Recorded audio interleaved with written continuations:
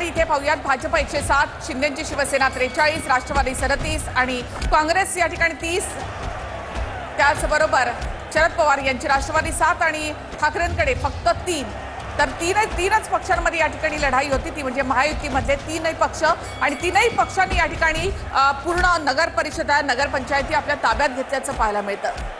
मागच्या वेळेला सुद्धा भाजप हा या निवडणुकांमध्ये सर्वात मोठा पक्ष म्हणून ठरलेला होता आणि त्या खालोखाल होती शिवसेना, राष्ट्रवादी आणि त्याच्यानंतर होती काँग्रेस। आतापर्यंतच्या निकालांमध्ये भाजप हा सगळ्यात मोठा पक्ष ठरलेला आहे। 100हून वर आकडेवारी भाजपची गेलेली आहे। महायुतीमध्ये भाजप नंबर 1 पक्ष। आतापर्यंतच्या निकालामध्ये सर्वात खराब कामगिरी ही ठाकरेंच्या शिवसेनेची पाहायला मिळतेय। तर निकालामध्ये भाजप सर्वात मोठा। अमरावतीमधल्या अंजनगाव सुर्जीमध्ये जर आपण पाहिलं तर भाजपचे अविनाश गायगोले हे सध्या आघाडीवर आहेत। अमरावतीमधले अपडेट्स आहेत आपण या ठिकाणी पाहताय। अमरावतीमध्ये अंजनगाव सुर्जीमध्ये भाजपचे अविनाश गायगोले हे आघाडीवर। भाजपचे अविनाश गायगोले अमरावती अंजनगाव सुर्जी मधून आघाडीवर। तर पुन्हा एकदा आकडे पाहूयात। भाजप या ठिकाणी 108, शिवसेना 44, राष्ट्रवादी 37, काँग्रेस 30, शरद पवारांची राष्ट्रवादी 7 आणि सगळ्यात कमी म्हणजे ठाकरेंची शिवसेना 2 जागांवर। कुठल्याही प्रकारचा प्रचार महाविकास आघाडीतल्या नेत्यांकडून करण्यात आलेला नव्हता। भाजप, शिवसेना, राष्ट्रवादी यांनी तर प्रचाराची राळ उडवलेली होती आणि त्याचं फलित या ठिकाणी आपल्याला पाहायला मिळतं। महायुती 189, महाविकास आघाडी 39।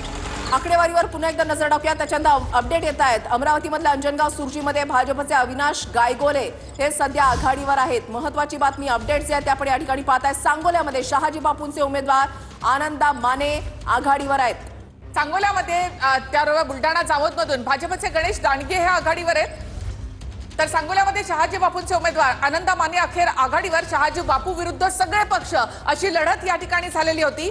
शहाजी बापूंनी अक्षरशः अश्रू गाळलेले होते आणि त्यांचा उमेदवार आता या ठिकाणी आघाडीवर आहे।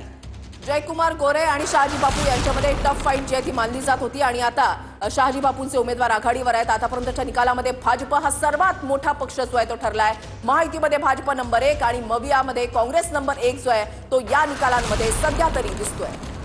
तर नाशिकमध्ये पिंपळगाव बसवंतमध्ये भाजपचे मनोज बडे हे आघाडीवर आहेत। भाजपचा उमेदवार या ठिकाणाहून आघाडीवर आहे। ओझरमधून भाजपच्या अनिता या आघाडीवर आहेत। इकडे इगतपुरीमधून जर आपण पाहिलं तर शिंदेच्या शिवसेनेचे उमेदवार आघाडीवर आहेत। मनमाडमधून शिंदेच्या शिवसेनेचे बबलू पाटील हे सध्या आघाडीवर आहेत। सटाणामधून शिंदेच्या शिवसेनेच्या हर्षदा पाटील या सध्या आघाडीवर आहेत। यामध्ये दादांच्या राष्ट्रवादीचे शरद पवार गटाचे उमेदवार ही आघाडीवर आहेत। पूर्णामध्ये ठाकरेंच्या सेनेला धक्का बसलाय। काँग्रेस या ठिकाणी आघाडीवर आहे।